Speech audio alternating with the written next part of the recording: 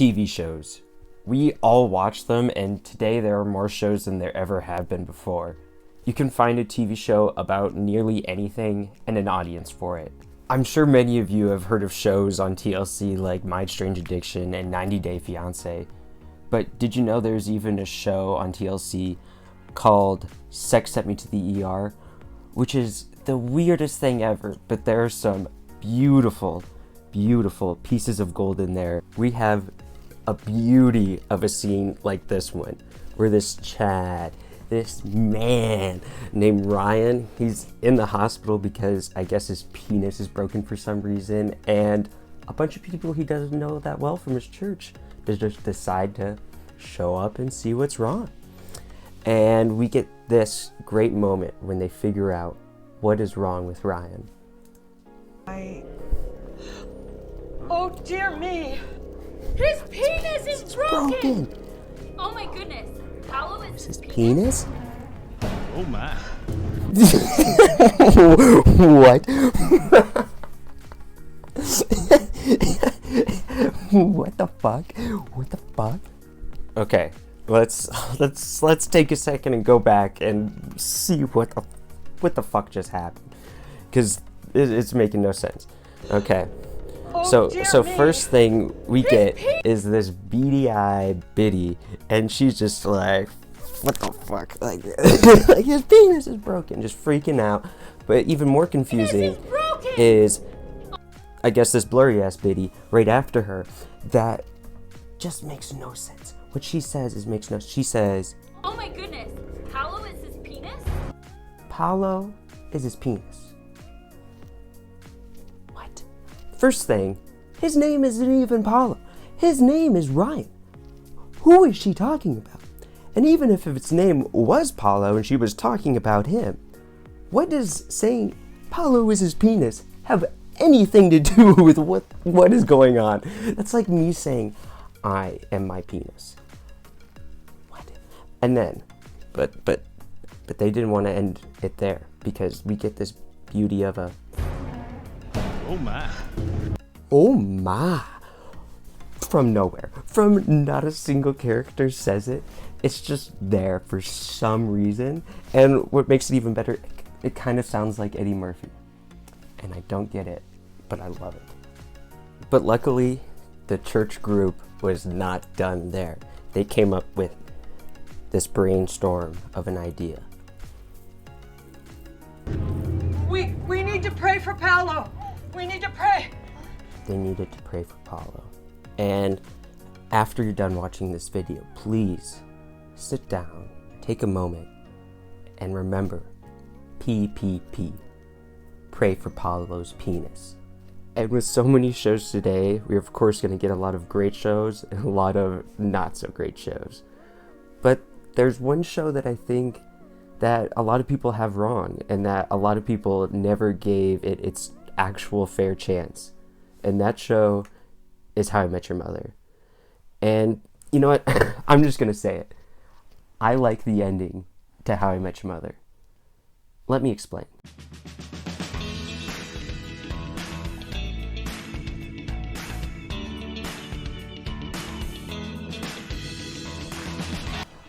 And for anybody who hasn't seen How I Met Your Mother, this is your spoiler warning.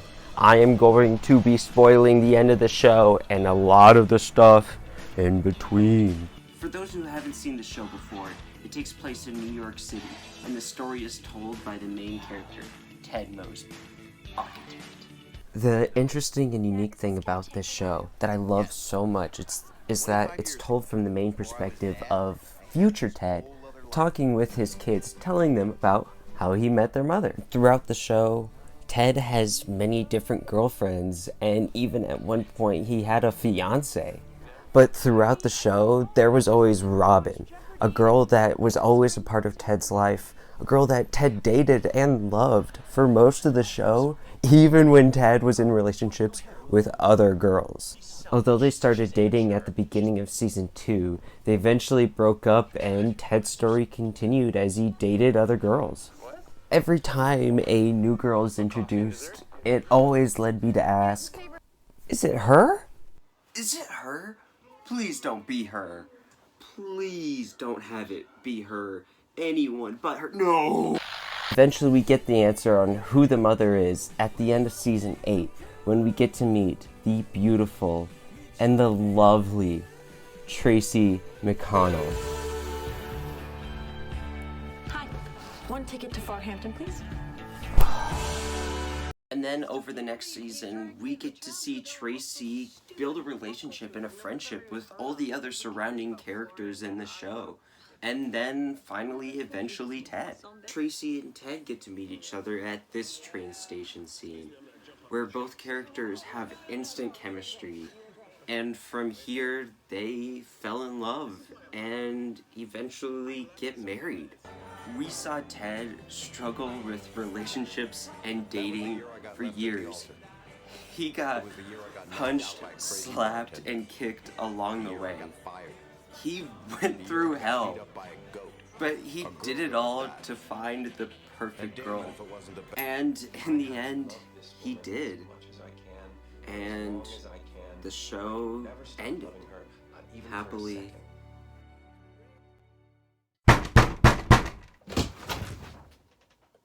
Hey, Patrick, are you going to talk about those last few minutes of the show that I put in?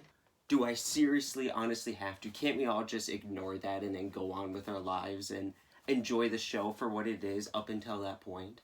Yes, you have to. And what's the point of this entire video if you're not even going to talk about the last few minutes that I wrote? No. Do it. No. Do it. I'm not gonna do it. Fine. Fine. I'll do it. You know, this doesn't even make any sense. I'm trying to have a staring contest with the dude who's wearing sunglasses inside. Just get out of here. Just leave. Good. Okay, fine. I lied. Because that's not how the show ended. She's dead. Yeah, we find out that, yeah, Tracy's already dead for future Ted when he's talking to his kid. She's dead.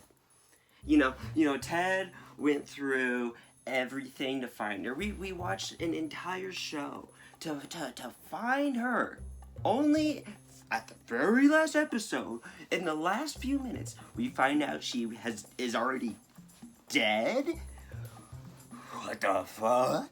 But the last few minutes of the show doesn't even end there with that surprise. Because after this amazing scene where we know Tracy's dead here, wow, Ted's story ends. And you know what? Let's just sit down and see what happens. That is not the made us listen to this. Oh, really? And what's the reason? Let's look at the facts here. You made us sit down and listen to the story about how you met Mom, yet Mom is hardly in the story. No. This is a story about how you're totally in love with Aunt Robin. And you're thinking about asking her out, and you want to know if we're okay with it. I can't believe this. I kept this story short and to the point, and you guys still missed it. The point of the story is that you totally have the hots for Aunt Robin. No, I don't. Yes, you do. You're grounded. Wow, you were really into Aunt Robin. You're grounded, too. Okay, suppose I were interested in Aunt Robin in that way. It's not like I'd do anything about it. I got you guys to think about. Dad, we love Aunt Robin. Whenever she comes over for dinner, you guys are so obvious. Come on, Dad. Mom's been gone for 6 years now. It's time.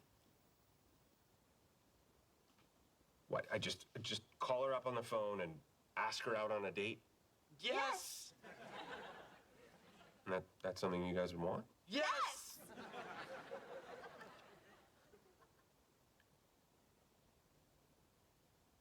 All right, I'll give her a call. Do it. I am. Call her. I'm calling her. Great. So basically the show ends with Ted and Robin becoming a thing again. And when I first watched this, and this is true for a lot of people, it's why it's not liked, it felt unexpected. It felt just out of nowhere. It felt like we watched an entire show about Ted trying to find the perfect girl, for only when that finally happens, for her to be taken away at the very last second. So basically, the girl that Ted spent the entire show to get to was quickly replaced by Robin. Yes, one of his best friends, but also the girl that broke up with him, the girl that rejected him. You're telling me I'm supposed to be happy and supposed to be fulfilled with the ending, and I got her instead of the lovely Tracy who we spent the last season falling in love with? Why would the writers of this show make this seemingly random and very controversial decision at the end? Why would they put in an ending that would make me question why I spent this entire season, entire show, waiting to see who the mother is, only for it just to be Robin in the end? The title of the show is, of course, How I Met Your Mother. But after seeing the whole show, it almost didn't feel like that at all, because in the end he ended up with Robin and Tracy wasn't even a part of the picture. And I didn't get it until I did something crazy. I watched the show again. I know. But this time when I watched it again, I had clarity and I was able to see more that the show is much more about Robin than it ever was about Tracy, exactly what his kids said.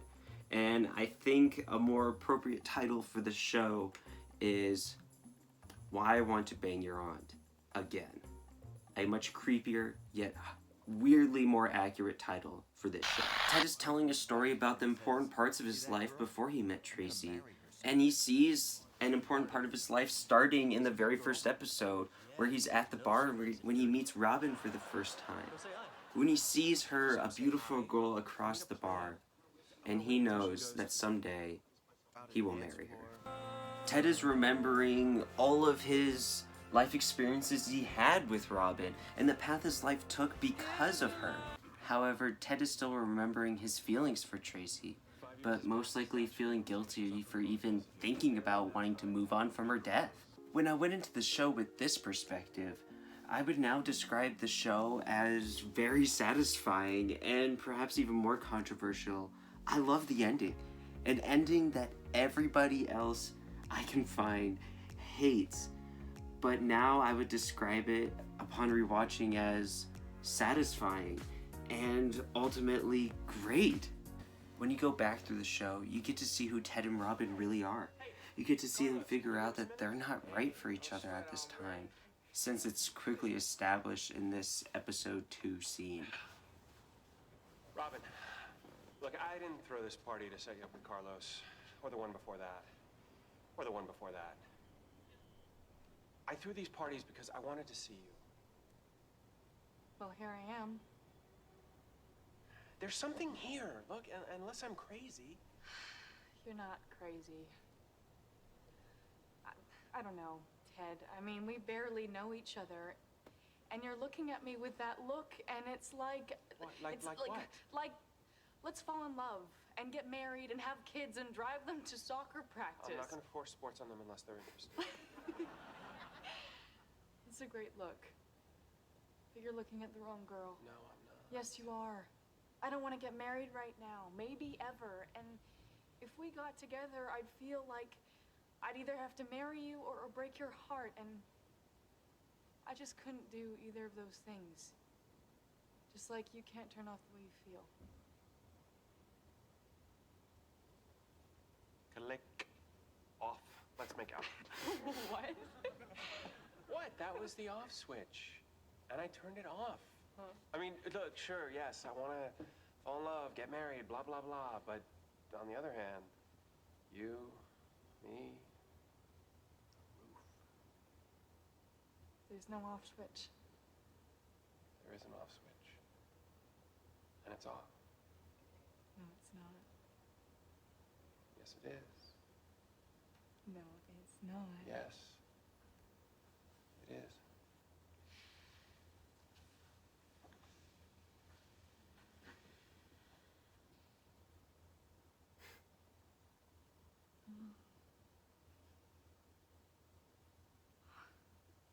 No, it's not. You're right. There's no off switch. God, I wish there was an off switch. Me too. And Robin was right. Ted wanted a family house and kids when she didn't. She knew that if they started dating, that there would come a point in a relationship where she wouldn't want to take the same steps as he did. And we eventually get to see if Robin was right when she and Ted started dating at the end of season 1.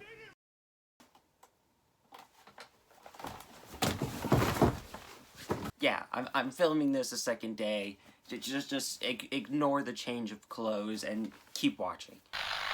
And know that they both want different things in their future. And Ted realizes that what Robin told him a season ago was right. That if they got together, they would either have to pretend like what they want in their future doesn't matter, or come to terms with that and break up. So they did. And then something happened many episodes down the line in season 7, after both of these characters have been through many relationships and many experiences. We get this scene right after Robin got broken up with by her boyfriend Kevin, after she told him that she didn't want to have kids, which is basically the same reason Ted and Robin broke up in season 2. And as they talk, we get this scene. I know it's for the best. It's just... I was finally ready for something serious. He seemed like the guy to take that next step with. But he couldn't look past this. I mean, who could? I could. I love you, Robin.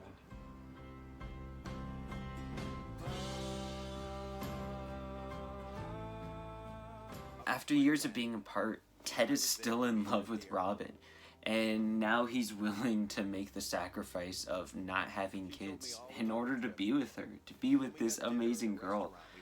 And he's questioning if maybe they were wrong all those years ago when they broke up.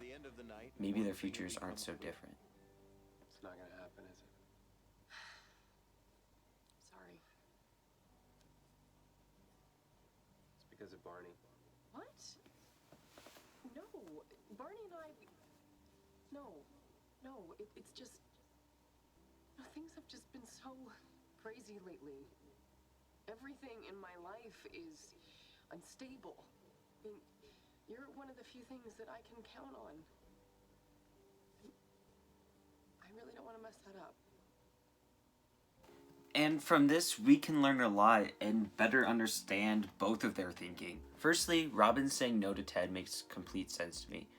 When she says no because she doesn't want to risk the friendship, we know she's actually telling the truth. In the future, Robin is still a part of Ted's life, evident by Ted's kids even knowing Robin pretty well. Along with this, Robin and Ted weren't even in a relationship for the past 3 years on the show, and during this time they were great friends up to this point. As Robin got to know Ted, she knew that Ted does truly want to have kids. He wants to have a life with a wife and a family. I think Robin here has grasped the lesson from their last breakup. Even though Ted says he can look past having kids, she knows that he'll be less happy. Robin knows if they date again, they'll just repeat what happened last time.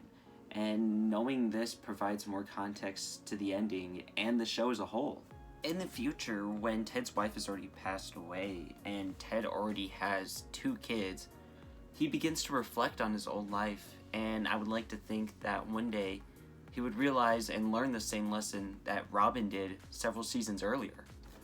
A lesson that Robin said in this scene all the way back at the beginning of season 7. You're Ted Mosby. You start believing again. In what? Destiny? Chemistry.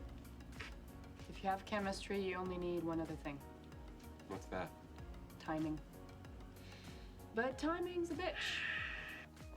As I look back at Robin's decisions in her relationship, especially with Ted's, she uses this lesson at every point. She and Ted clearly show that they have great chemistry with each other, but she questions if it's the right time, where they'll be, and what they'll want in their future.